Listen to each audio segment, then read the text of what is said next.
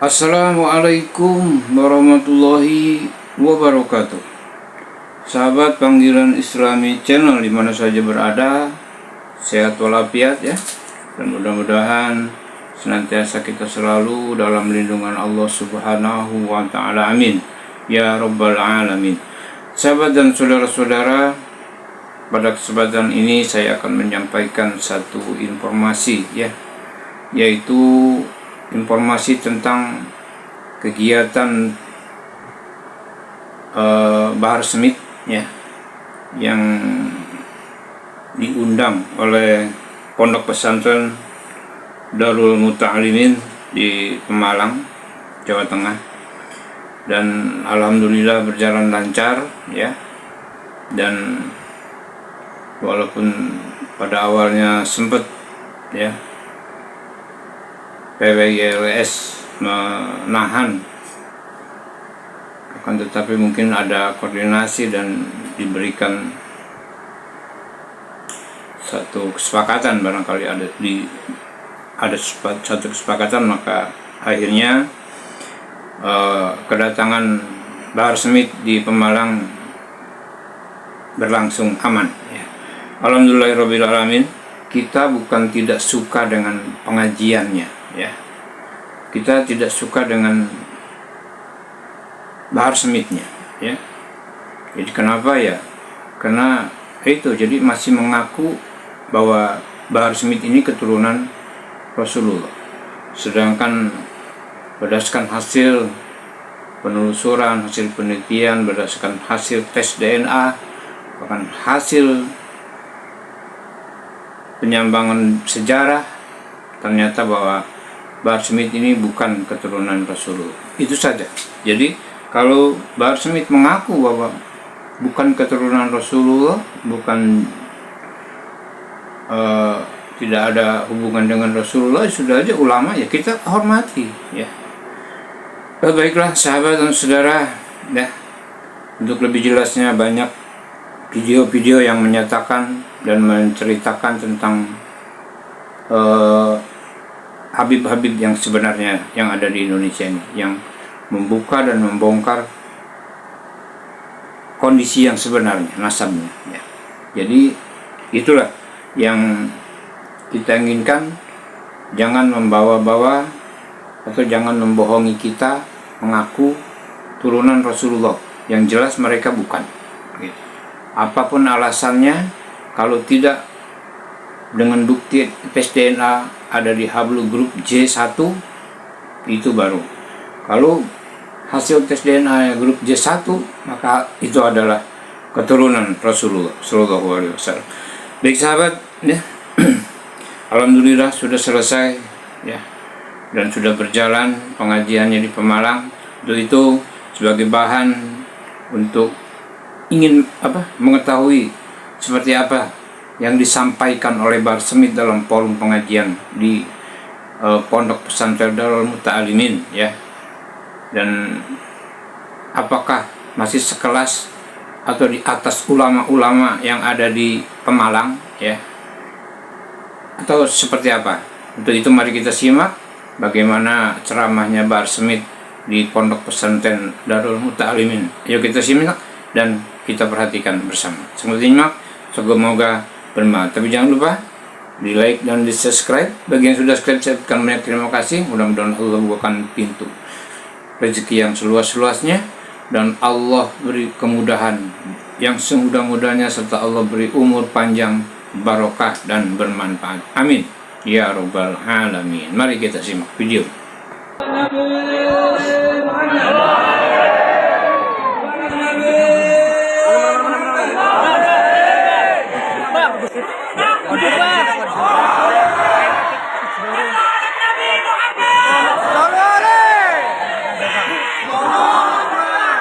Duduk semua, duduk. Biar ke belakang nggak suka. Duduk semuanya. Duduk semuanya. Sudah bisa tenang semuanya. Mohon duduk, mengambil tangan, mengambil seperti waktu. Sallu ala Sayyidina Muhammad. Wa ala ali Sayyidina Muhammad.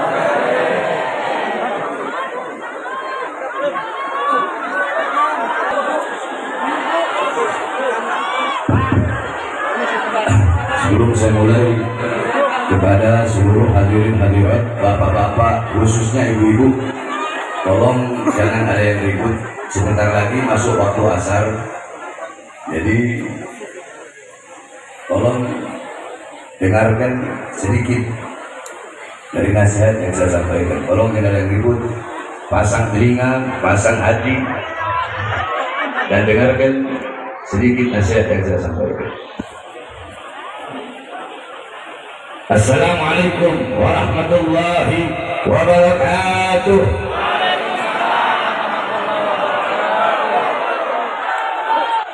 Alhamdulillah, alhamdulillahil qawi sultanuh, al-wadihil burhanuh, al-mabsut fil wujud karamuhu wa ihsanuh. Allahumma salli wa sallim wa barik wa karrim wa azim ala nuril anwar وسر الأسرار وترياك الأخيار ومفتاح باب اليسر سيدنا ومولانا محمد المختار وآله الأطهار وأصحابه الأخيار عدد نعم الله وإفضاله. أما بعد, yang saya cintai, yang saya muliakan, segenap para alim ulama, para habaib, para kiai, para asatid, para tuan-tuan guru, para pengajar-pengajar Ponpes Darul Muta'allimin, para santri-santri yang saya cintai, yang saya muliakan, segenap tokoh masyarakat, segenap aparat pemerintah yang saya cintai, yang saya muliakan, Al-Habib Ridha Al-Habsyi, Al-Habib Nizar Al-Habsyi, khususnya yang saya cintai, yang saya muliakan, guru kita bersama yang mulia Kiai Haji Hasan Ali, kemudian Kiai Haji Muhammad beserta seluruh keluarga besar Ponpes Darul Muta'allimin yang saya cintai, yang saya muliakan, segenap hadirin hadirat, bapak-bapak, ibu-ibu, khususnya para pemuda-pemudi umat baginda Nabi besar Muhammad yang selalu dimuliakan oleh Allah Subhanahu wa taala. Alhamdulillah, segala puji dan syukur kehadirat Allah. Dialah Allah yang maha besar. Dialah Allah yang maha besar. Yang besar selain Allah kecil. Dialah Allah yang maha kaya. Yang kaya selain Allah miskin. Dialah Allah yang maha perkasa, yang maha kuat. Yang perkasa selain Allah, yang kuat selain Allah lemah. Dialah Allah raja di atas para raja, yang raja selain Allah hamba. Dialah Allah yang maha melihat, yang melihat selain Allah buta terhadap warna-warna yang jauh, buta terhadap warna-warna yang tersembunyi. Dialah Allah yang maha mendengar, yang mendengar selain Allah tuli terhadap suara-suara yang jauh dan suara-suara yang dekat akan menulikannya. Dialah Allah yang maha hidup, yang hidup selain Allah pasti akan mati, yang ada selain Allah pasti akan tiada, yang wujud selain Allah pasti akan binasa. Sedangkan hidupnya Allah, adanya Allah, wujudnya Allah kekal abadi, tidak akan pernah musnah, tidak akan pernah. Dan dialah Allah yang dimana pada sore hari yang mulia ini Allah jadikan ini tempat sebagai tempat turunnya rahmat. Allah jadikan hamba-hamba yang duduk di ini majelis pada sore hari ini, hamba-hamba yang Allah berikan limpahan rahmat dan kasih sayang. Allah berikan maghfirah, pengampunan. Karena duduknya kita di ini majelis mendapatkan keberkahan dan kemuliaan daripada menuntut ilmunya Allah Subhanahu wa taala. Saudara-saudara sekalian, Sayyidina Umar bin Khattab radhiyallahu anhu, beliau mengatakan, "Inna Allah lam yahluk fi wajhil 'ardi turaban afdal min majlisil ilm." Sesungguhnya Allah tidak pernah menciptakan di muka bumi sejengkal debu, sejengkal tanah yang lebih mulia selain daripada tanah yang digunakan untuk menuntut ilmunya Allah Subhanahu wa taala. Saudara-saudara, kalian duduk pada sore hari ini, kalian duduk di sini untuk mendapatkan warisan Nabi Muhammad SAW. Nabi Muhammad tidak mewariskan harta, pangkat, jabatan, kekuasaan, emas, intan, permata, dinar, dirham. Bukan itu warisan Nabi Muhammad. Warisannya Nabi ilmu, amal, wara, khauf, akhlak, sabar, takwa, zuhud, ibadah, qanaah, amar ma'ruf, nahi mungkar. Itu warisan Nabi Muhammad. Kita duduk di sini untuk mendapatkan warisan Nabi Muhammad. Maka ketika kita telah mendapatkan warisannya Nabi Muhammad, apakah ada warisan yang lebih mahal selain daripada warisan Nabi Muhammad? Apakah ada warisan yang lebih bermanfaat bagimu dunia akhirat, yang lebih berharga bagimu dunia akhirat, yang lebih membuat engkau bahagia dunia akhirat, yang lebih membuat engkau selamat, yang menyelamatkanmu dunia akhirat, yang membahagiakanmu dunia akhirat? Apakah ada warisan yang lebih dari itu selain daripada warisan baginda Nabi besar Muhammad? Saudara-saudara, jangan kalian pikir kalian duduk di sini baca maulid, baca salawat sama Nabi, merayakan Isra Mi'raj Nabi itu akan menambahkan kemuliaan Nabi. Tidak.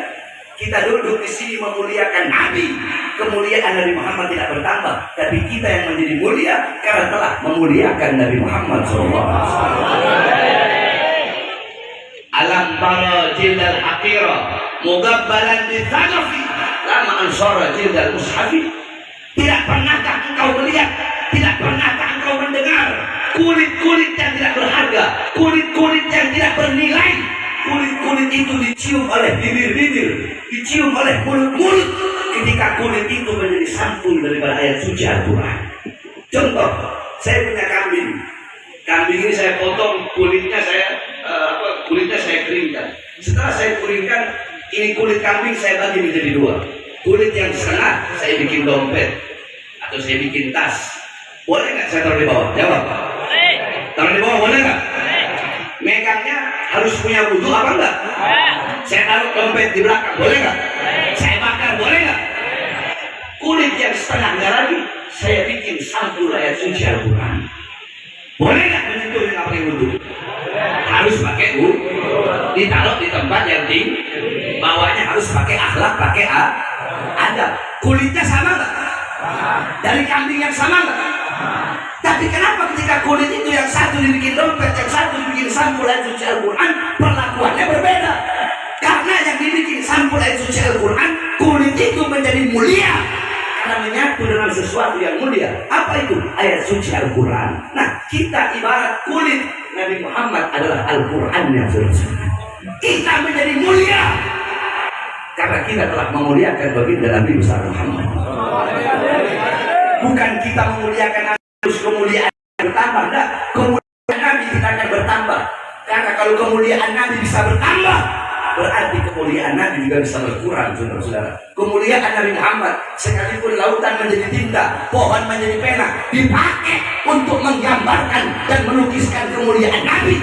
Laut jadi tinta, pohon jadi pena, tidak akan sanggup melukiskan kemuliaan baginda Nabi besar Muhammad.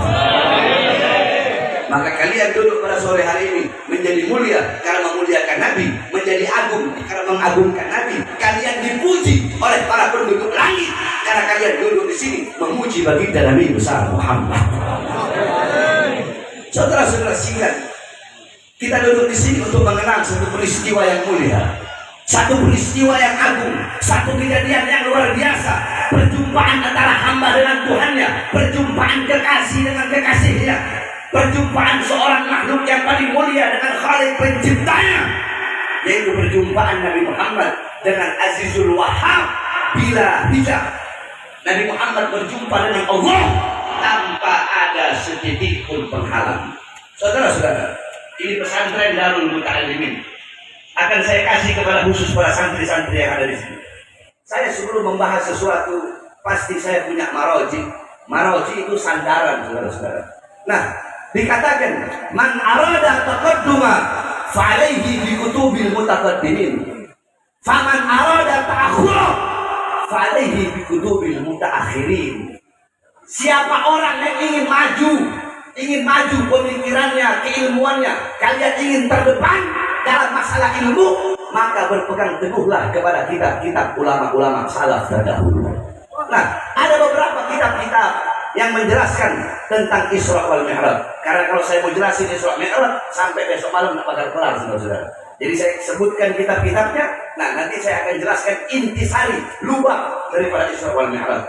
Dalam kitab As-Siraj Al-Wahhaj fi Haqa'iqil Mi'raj, karangan Al-Imam Abu Ishaq Muhammad ibn Ibrahim An-Nu'mani Asy-Syafi'i. Kemudian ada kitab Al-Mi'raj, karangan daripada Al-Imam Abdul Karim Al-Qushairi. Kemudian ada kitab Ar-Risalah fil Mi'raj, karangan Al-Imam Abu Ali bin Muhammad Al-Lakhmi. Kemudian ada kitab Ayatul Kubra fi Syarah Qissatil Isra, itu karangan Al-Imam As-Suyuti. Kemudian ada kitab Ayah Az-Zahimah Al-Bahira fil Mi'raj Sayyidu Ahli Dunya wal Akhirah, karangan Al-Imam Al-Hafidh Syamsuddin Muhammad ibn Yusuf Asy-Syami Ad-Dimashqi. Satu lagi kitab beliau Al-Ayat Al-Bayyinat fil Mi'raj Sayyidu Ahli Al-Ardi was Samawat.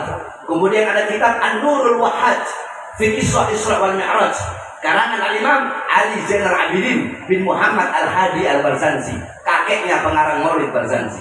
Nah, itu kitab disyarahkan oleh cucunya, diberi nama kitab Tajul Ibtihaj ala Nurul Wahhaj, karangan Al-Imam Ja'far bin Ismail Al-Barzanji. Kemudian ada kitab Qissatul Mi'raj, karangan As-Sayyid Usman Syahto bin Muhammad Syahto. Kemudian ada lagi kitab Afdhalul Manhaj fi Isbat Isra wal Mi'raj, karangan Syekh Abdullah Mustafa Al-Baghi. Kemudian ada lagi kitab fi Fadli Rajab wa Qissah Al-Mi'raj, itu kisah menjelaskan Isra Mi'raj dan keutamaan bulan Rajab, karangan Al-Imam As-Sayyid Muhammad Amin Al-Qurdi. Kemudian ada kitab Minhajus Syarih Mukhtasar Syarih, karangan Syekh Yusuf Ismail An-Nabhani.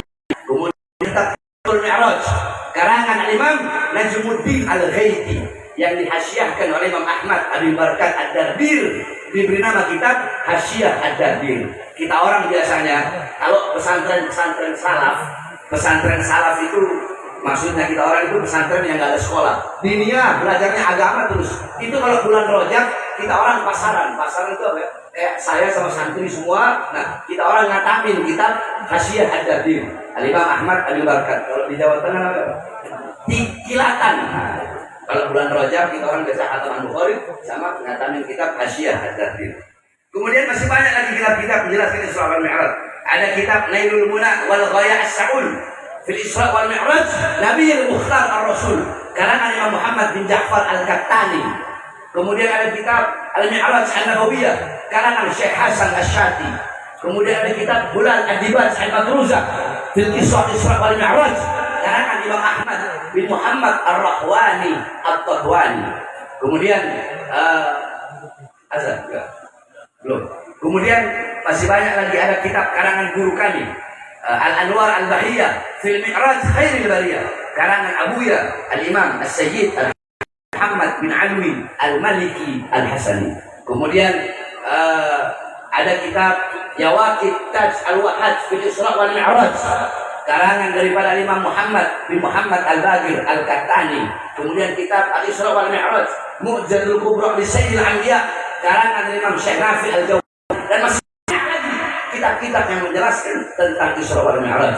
Kau pelajari dengan benar-benar kitab-kitab yang saya sebutkan tadi, kau akan mendapatkan hikmah, mendapatkan lubang inti betul-betul pelajaran yang luar biasa daripada kisah Isra wal Mi'raj. Singkat saudara-saudara, tadi telah dibacakan oleh Kiai Hasan ayat yang dimana Allah berfirman, Subhanalladzi asra bi'abdihi lailan minal masjidil haram ilal masjidil aqsa.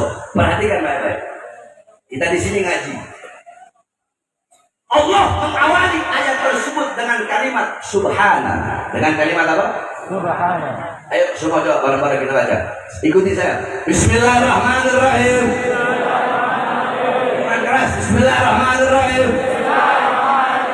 Subhanalladzi asra bi'abdihi lailan minal masjidil haram ilal masjidil aqsa. Subhana bimakna tanzih, yakni tanzihullah min kulli su'. Subhana bimakna al-bara'ah, bara'ah lillah min kulli naqsin wa su'in wa mithli dhalik. Allah memulai kalimat tersebut dengan kalimat tasbih subhana. Jadi kalau ada yang pakai subhana, ayat Quran pakai subhana sama nggak pakai subhana itu nggak sama. Kalau ada ayat yang memakai diawali kalimat tasbih, kalau ayat itu menceritakan tentang tempat atau waktu atau kejadian atau sosok atau apapun itu, kalau pakai tasbih, pakai subhana sama nggak pakai subhana itu nggak sama. Kalau ada ayat pakai subhana awalnya, subhana diawali dengan kalimat tasbih. Kalau menceritakan sosok berarti itu sosok yang luar biasa. Kalau menceritakan tempat berarti tempat itu tempat yang luar biasa. Kalau menceritakan kejadian peristiwa berarti kejadian peristiwa itu bukan yang biasa, tapi kejadian dan peristiwa yang luar biasa. Kenapa? Karena diawali dengan kalimat tasbih. Paham? Nah, tadi kalian sudah bilang, sudah ikuti saya. Tasbih yakni bermakna tanzih. Tasbih itu maknanya mensucikan Allah, mensucikan Allah dari segala kekurangan, dari segala keburukan. Bara'ah, melepaskan Allah dari segala aib, dari segala keburukan, kekurangan, kejelekan. Kenapa? Karena Isra wal Mi'raj adalah kalau orang-orang yang takdimul akal ala nakal, kalau orang-orang yang lebih mendahulukan akal daripada iman, maka ini kejadian tidak masuk akal. Karena ini kejadian tidak masuk akal, makanya Allah awali dengan kalimat subhana untuk membuktikan bahwasanya tidak ada yang mustahil bagi Allah subhanahu wa ta'ala. Paham? Subhana, paham? Subhanalladzi asra bi abdihi, maha suci zat yang telah memperjalankan pada malam hari abdihi, hambanya. Perhatikan, Allah memakai kata abd, hamba. Apa itu hamba? Al-abd, hamba yang utuh. Maksudnya hamba yang utuh bil jasad wal ruh. Ra'a bi'alatil ilm, sami'a bi'alatil udhun. Hamba yang utuh itu hamba yang melihat pakai alat mata, mendengar pakai alat telinga, menyentuh pakai alat tangan, merasa pakai alat hati, berjalan pakai alat kaki. Itu hamba yang utuh. Sebab ada sebagian riwayat dari mereka berpatokan kepada hadis Sayyidatuna Aisyah radhiyallahu anha yang mengatakan Rasulullah Isra wal Mi'raj fil manam. Nabi Muhammad Isra Mi'raj itu cuma melalui mimpi, bukan hanya ruhnya saja, bukan jasadnya. Tetapi pendapat yang paling kuat, Nabi Muhammad Isra Mi'raj dengan jasad dan juga ruh. Kenapa? Karena dalam di ayat itu Allah memakai kata abd, hamba. Kecuali kalau Allah pakai kata mayit. Subhanalladzi asra bi mayyitihi. Kalau mayit jasad nggak ada ruh. Kalau namanya hamba berarti ada ruhnya. Ruhnya, jasadnya berjumpa dengan Allah tanpa ada setitik pun penghalang. Paham? Subhanalladzi asra bi abdihi lailan di situ memakai isim nakirah. Ya. Contoh, itu rumah. Saya bilang, saya pakai isim ma'rifat alif lam. Al-baitu isim ma'rifat artinya rumah itu. Itu rumah warnanya putih, itu rumah 2 tingkat, gentengnya warna coklat, dalam rumah itu ada ini. Tapi kalau saya bilang baitun dengan tanda tanwin, rumah itu warna apa? Rumah itu gentengnya gimana? Rumah itu terbuat dari apa? Dalam rumah itu ada siapa? Nggak tahu. Nah, kenapa Allah pakai lailan? Bermakna taklil fi muddatil isra. Maknanya untuk penyedikitan daripada waktu malam. Allah ingin menunjukkan Nabi Muhammad Isra Mi'raj bukan 1 malam penuh. Sebab kalau al-lail berarti 1 malam penuh. Berarti hanya Allah yang tahu berapa waktu Nabi Muhammad Isra dan Mi'raj berjumpa dengan Allah Subhanahu wa taala. Minal Masjidil Haram, Isra dari Masjidil Haram. Apa itu Masjidil Haram? Tempat yang mulia, tempat yang agung. Sampai dalam hadis Rasulullah mengatakan, sholatun fi masjidi hada afdal min alfi sholatin fi masiwahu. Sholat di masjidku ini, maksudnya Masjid Nabawi, lebih utama daripada 1000 kali sholat dibandingkan masjid yang lain. Illa Masjidil Haram, kecuali Masjidil Haram. Sholatun fi masjidil haram afdal min mi'ati alfi sholatin fi masiwahu. Sholat di Masjidil Haram 100.000 kali lebih utama dibandingkan dengan masjid-masjid yang lain. Minal Masjidil Haram ilal Masjidil Aqsa. Dari Masjidil Haram ke Masjidil Aqsa Apa itu Masjidil Aqsa? Tempat yang mulia, tempat yang agung, tempat yang suci, tempat dimi'rajkan Nabi Muhammad SAW.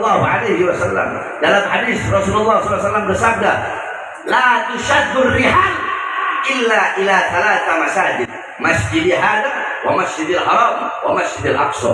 Tidak ada bepergian yang lebih utama selain pergi ketiga masjid, Masjid Nabawi, Masjidil Haram, dan Masjidil Aqsa. Nabi Muhammad Allah isra'kan dari tempat yang mulia menuju tempat yang mulia. Allah naikkan dari tempat yang mulia menuju tempat yang paling mulia sehingga berjumpa langsung dengan Allah Subhanahu wa taala. Ketika itu, saya kalau mau ceritakan gimana Mi'rajnya enggak bakal selesai. Ini waktu sebelum jam 4 harus selesai karena kita bakal sholat asar. Nah, intinya saudara-saudara, ketika Jibril alaihissalam ditanya oleh Rasulullah, wahai Jibril, ayo kau ikut denganku berjumpa dengan Allah. Apa kata Jibril? Kata Jibril, wahai Muhammad, wahai Rasulullah, aku tidak akan bisa berjumpa dengan Allah. Aku akan hancur, aku akan musnah, aku akan terbakar, aku akan menjadi abu, hancur. Engkau yang bisa berjumpa dengan Allah. Nabi Muhammad berkata, bukankah engkau tercipta dari cahaya, wahai Jibril? Jibril menjawab, ya, aku memang tercipta dari cahaya, tapi aku bukan bagian dari cahaya Allah. Sedangkan engkau Allah ciptakan dari cahaya, dan engkau bagian dari cahaya Allah itu sendiri, sehingga hanya engkaulah yang bisa sampai kepada Allah. Saya tanya, Bapak-bapak Ibu tahu matahari? Ini kalau kita mau tamsilkan pakai akal, tahu matahari? Andaikan bumi nyampe ke matahari, hancur nggak bumi? Yang keras, hancur nggak? Planet-planet yang lain, kalau dia mau sampai ke matahari, hancur nggak? Hancur. Yang bisa sampai ke matahari hanya cahaya matahari itu sendiri. Ketika dia mengeluarkan cahaya, nanti yang bisa balik ke dia cahaya dia sendiri. Tidak ada yang bisa berjumpa dengan Allah kecuali bagian dari cahaya Allah itu sendiri, yaitu baginda Nabi besar Muhammad. Paham? Paham? Loh, Beb, hadisnya apa, Beb? Kalau Nabi Muhammad itu tercipta dari cahaya Allah.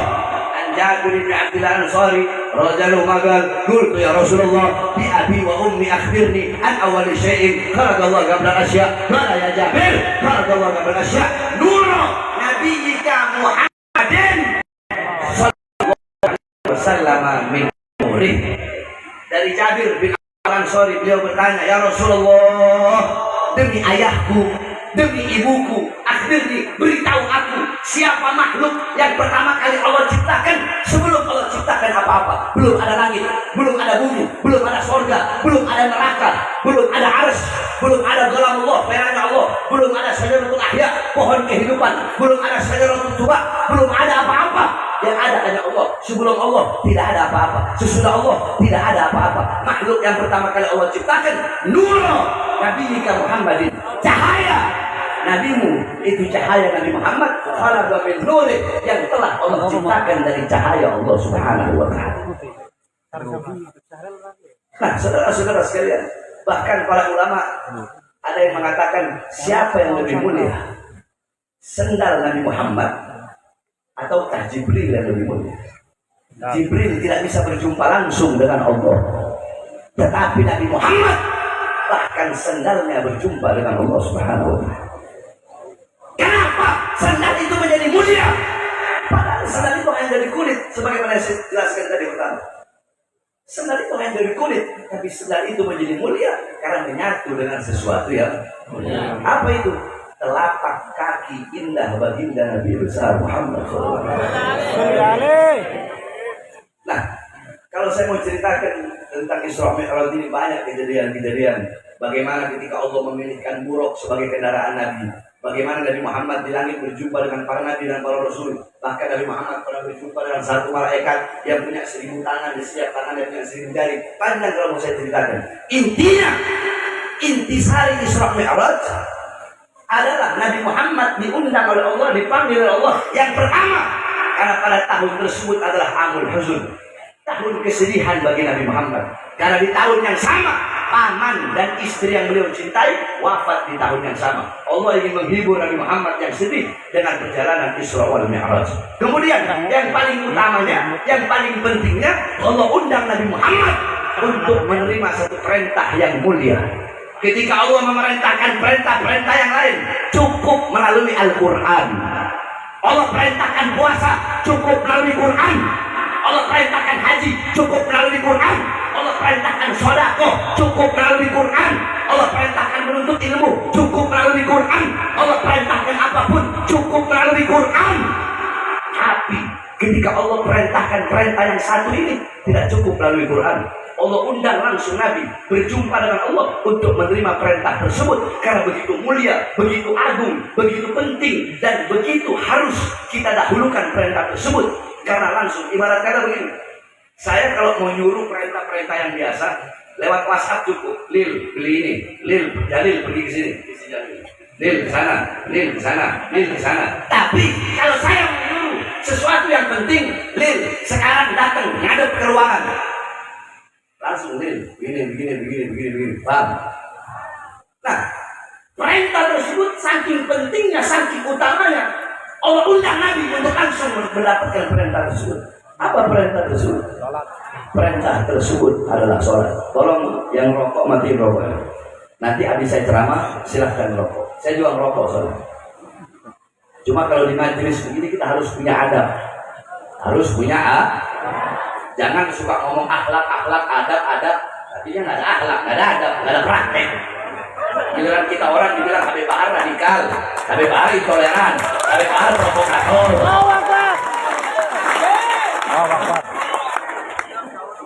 Tolong yang merokok dimatikan rokok. Nah, jadi saudara-saudara, tadi Kiai Hasan sudah bawa satu hadis. As-sholat imaduddin, sholat itu tiang agama. As-sholat ra'sul ibadah, sholat kepalanya ibadah. Sholat itu kepala ibadah, pemimpinnya amal ibadah. Semua amal ibadah yang lain itu mutabe, pengikut. Kepalanya sholat. Kalau kau punya sholat baik, kau punya sholat bagus, seluruh amal ibadahmu bakal baik, bakal bagus. Tapi sebaliknya, idza taghayyarul ru'us, taghayyarul mar'us. Kalau pemimpinnya rusak, maka yang dipimpin pun akan ikut rusak. Kalau kau punya sholat rusak sebagai pemimpin ibadah, sholatmu rusak, sholatmu gak sempurna, sholatmu bolong-bolong, sholatmu hancur, maka seluruh amal ibadah yang lain bakal rusak, bakal hancur dan tidak diterima oleh Allah Subhanahu wa Ta'ala. Makanya perhatikan kau punya sholat, perbaiki kau punya sholat, didik kau punya anak-anak. Saudara-saudara, ini sekarang akhir zaman, fitnah di mana-mana, kerusakan di mana-mana. Orang-orang tidak lagi mengenal Allah, tidak lagi mengenal Rasulullah, tidak lagi mengenal Islam. Anak-anak kita, anak-anak kalian, anak-anak kita buta agama, buta Islam, buta Quran, buta iman, tidak kenal Allah, tidak kenal Rasulullah. Anak-anak kita melacur, anak-anak kita mabuk, anak-anak kita judi, anak-anak kita narkoba, bahkan judi online. Bukan hanya di masyarakat yang berada di kota-kota besar, masyarakat di desa-desa, bahkan semua ustadznya, kiainya, habibnya, ada aparat-aparatnya, polisinya, tentaranya, anak-anak mudanya, orang tuanya, semua kecanduan judi online. Heran saya, bahas judi online, bahas pada tahun di Tangerang sana, betul? Yang dibahas masa perlu gak capek. Makanya saya udah gak mau ngeladenin enggak. Kenapa gak mau? Iya, terlalu mahal kauman singa untuk meladeni gonggongan para anjing-anjing. Saudara-saudara, kalian tahu, saya datang kemari bawa anak saya Ali yang di sini, umur 6 tahun. Saya bawa Alia, Gajira, mereka lagi libur sekolah. Saya dengar kemarin katanya, Beb, ada yang nolak. Saya datang bawa anak-anak saya untuk membuktikan bahwasanya saya tidak bisa diancam oleh siapapun. Buktinya apa? Mau diancam, mau turun ke jalan, saya bawa anak-anak saya Apakah terlihat wajah saya seperti wajah orang yang ketakutan? Enggak. Terlihat seperti wajah yang terkena ancaman? Nah, justru saya sampaikan kepada mereka, saya tunjukkan kepada mereka bahwa saya bawa anak-anak saya anggap ancaman mereka sebagai hiburan untuk anak-anak saya berhibur.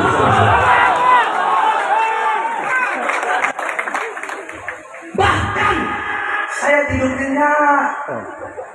Loh, Habib kok bisa tidur nyenyak? Ditolak ini tapi tidur nyenyak. Iya, saya tidur nyenyak. Kenapa?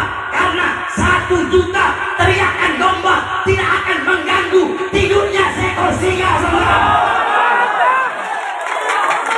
Jangan ajarkan saya tentang provokasi. Jangan kalian bilang saya provokasi. Oke, saya jelaskan sekarang. Saudara-saudara, saya 13 kali masuk penjara. Saya keluar masuk penjara, baru bebas 1 hari, langsung dibawa ke Nusa Kambangan. Bebas dari lapas Gunung Sindur, belum 1 bulan masuk lagi kasus KM 50, saudara-saudara. Jadi jangan. Saudara-saudara, saya dibilang provokasi, dibilang pemecah belah. Sekarang saya tanya, Anda masyarakat Pemalang, jawab yang keras. Saya bebas dari lapas Gunung Sindur itu siang tahun 2021. Kalian dengar? 2021 saya bebas. Siang saya keluar, malamnya ngumpul semua. Habaib, kiai-kiai, ustaz-ustaz, umat ngumpul, nyambut saya. Saya bilang dalam hati, ini kalau saya ceramah, pasti saya ditahan. Tapi gak apa-apa, ada resiko berjuang. Saya ceramah. Nah, pertanyaannya, apa isi ceramah saya yang membuat saya ditahan lagi? Kan itu pertanyaannya. Betul. Apa isi ceramah saya yang dibilang provokasi, yang dibilang meresahkan? Pertanyaannya, isi ceramahnya apa? Kan itu. Mau tahu? Ibu-ibu mau tahu nggak? Mau tahu? Waktu itu saya ceramah. Saya bilang, Jokowi, Presiden, Panglima TNI, Kapolri, pejabat, aparat. Waktu itu musim corona. Saya bilang, rakyat kalian kurung dalam rumah, tapi tidak kalian kasih makan, tidak kalian berikan kebutuhan pokoknya. Kalian mau bikin hidup rakyat atau mau bikin mati rakyat? Saya tanya, itu provokasi? Jawab, provokasi. Provokasi. Itu meresahkan atau pembelaan? Atau pembelaan? Jawab yang jujur. Kalau provokasi, bilang provokasi. Hah? Siapa yang saya bela? Siapa yang saya bela?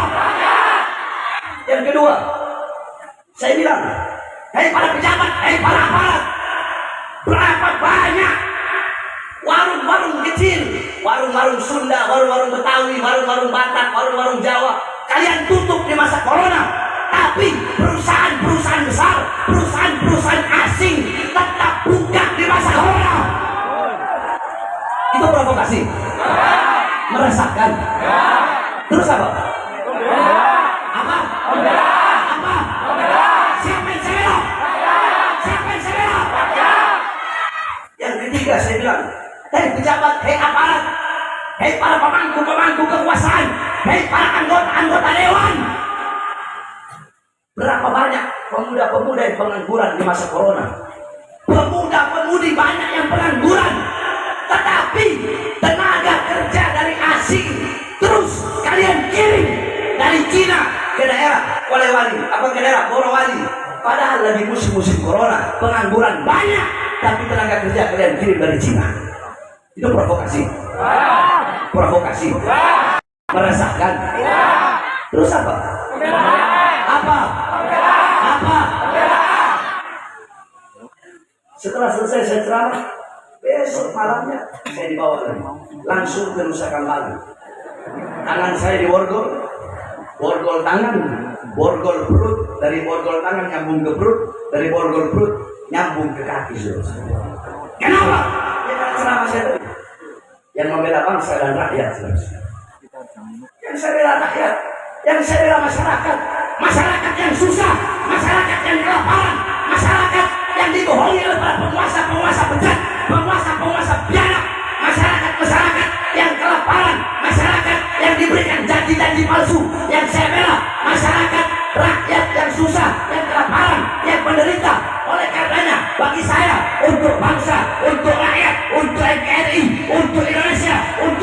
putih, jangankan di penjara, nyawa saya, jiwa saya, darah saya, murah harganya, tumpah untuk bangsa dan rakyat Indonesia, saudara. Kalian apa yang sudah kalian bikin buat bangsa dan rakyat ini? Jadi jangan ajari saya tentang provokasi. Saya tanya, ceramah saya barusan ini, pada 5 menit. Sahabat Isra Mi'raj tadi, ilmu apa bukan? Ilmu apa bukan? Jadi jangan. Makanya kalau melihat isi ceramah saya, itu lihat yang penuh. Jangan hanya melihat dengan mata hasut, dengan mata iri, dengan mata dengki, dengan mata kebencian. Saya sampaikan kepada kalian, sampai kiamat kalian ingin menghancurkan Ba'alawi, ingin menghancurkan para habaib. Demi Allah, kami para habaib, semakin kalian gempa, kami bagaikan besi yang akan semakin panas dan menjadi pedang yang terus.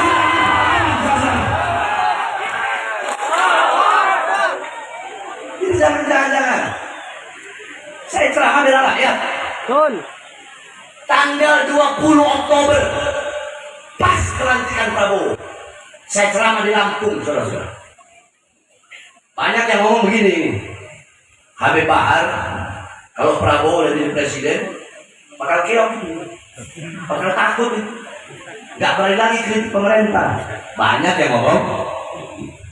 20 Oktober, pas pelantikan Prabowo, apa saya bilang? Prabowo, jikalau engkau mengeluarkan kebijakan-kebijakan yang menguntungkan rakyat, yang membahagiakan rakyat, kami rakyat akan dukung penuh 1000%. Betul? Kalau Prabowo kabinetnya, pemerintahannya pro kepada rakyat, pro apa tidak? Wajib kita sebagai rakyat untuk mendukung, membantu program-program pemerintah yang menguntungkan rakyat. Tapi ada belakang dulu. Tapi kalau sampai Prabowo dan pemerintahnya engkau mengeluarkan kebijakan-kebijakan yang menyengsarakan rakyat, yang memiskinkan rakyat dan menguntungkan asing, maka akan saya lawan kalian sampai titik darah pada bisa. Allahu Akbar. Allahu Akbar. Indonesia merdeka. Merdeka. Merdeka. Allahu Akbar. NKRI harga mati. Merah putih harga mati. Pancasila harga mati. Allahu Akbar. Jangan kalian mau meragukan nasionalisme saya, jangan. Ayam jangan ngajarin ayam. Musola jangan ngajarin masjid. Paham? Jadi saudara-saudara sekalian yang dimuliakan oleh Allah, Pilpres sudah selesai, betul? Pilkada sudah selesai, betul? Kalau ada yang kemarin berantem gara-gara beda pilihan presiden, beda pilihan gubernur, beda pilihan bupati, banyak kan sini? Sekarang saatnya kita bersatu, betul?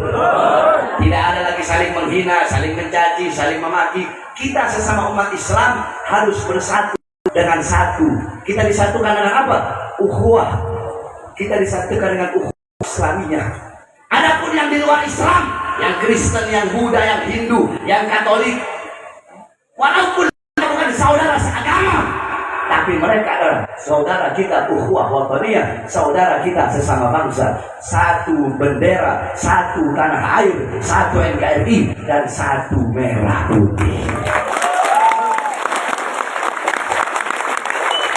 Jadi dahulukan bersatu.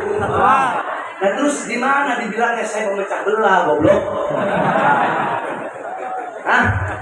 Para ustadz dan kiai bersama para habaib harus bersatu. Hanya orang bodoh yang terpengaruh dengan gonggongan anjing yang ingin memisahkan para habaib dengan para kiai. Kalau orang-orang yang pinter, ya, orang-orang yang pinter, mereka tidak akan terpengaruh dengan hal seperti itu. Makanya saya tidak mau bahas, sekali lagi, saya tidak mau bahas. Kenapa? Karena walau bagaimanapun Mereka adalah umat Nabi Muhammad SAW. Mereka umat Nabi Muhammad. Para ulama, para ustadz, para kiai sebagai pewaris keilmuan Nabi Muhammad. Para habaib sebagai pewaris darah daging Nabi Muhammad harus bersatu untuk sama-sama mengayomi umat, bukan untuk membuat perpecah belahan antara umat sebenarnya. Jadi kalau tanya Beb, gimana Beb tentang begal nasab? Kasihan, mereka umat Nabi harus dikasihani. Mudah-mudahan Allah berikan hidayah. Mudah-mudahan Allah berikan petunjuk.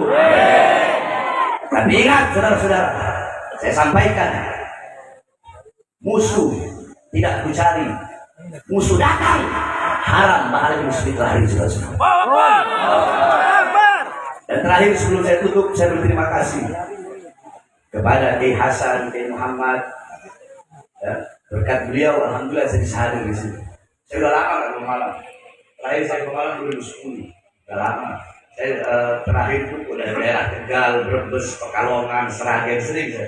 Cuma dulu. Sekarang udah setiap ada ceramah-ceramah. Terus ini anak gitu apa? Gerakan Pemuda Ka'bah. Waktu saya ceramah di Temanggung dulu perang awal. Semua pakai motor hiking, pakai motor awal ya. Saya masih ingat.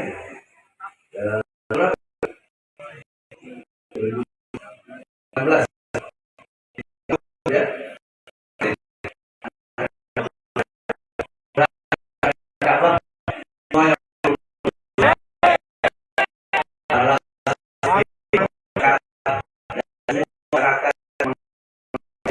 Acara ini semuanya Bapak polisi, Bapak polisi, Bapak tentara yang mengamankan ini acara, mudah-mudahan diberikan keberkahan oleh Allah. Mudah-mudahan Allah permudah urusan dunia akhirat kita semua. Tidak kita keluar dari ini majelis kecuali Allah ampuni dosa-dosa kita yang telah lalu dan yang akan datang, yang tampak dan yang tidak tampak, yang besar yang kecil, semuanya Allah ampuni dosa-dosa kita berkat Nabi Muhammad SAW. Bismillah, Bismillah, Bismillah, babuna tabarak hidaruna, yasin safuna, kaf ha ya ain sad kifayatuna, hamim ain sin kaf himayatuna, fasayakfikahumullah wa huwa samiul alim, fasayakfikahumullah wa huwa samiul alim, fasayakfikahumullah wa huwa samiul alim. Wa sallallahu alaihi wasallam Muhammadin wa ala alihi washabbihi wa barik wasallam walhamdulillahirabbil alamin. Sebelum saya tutup,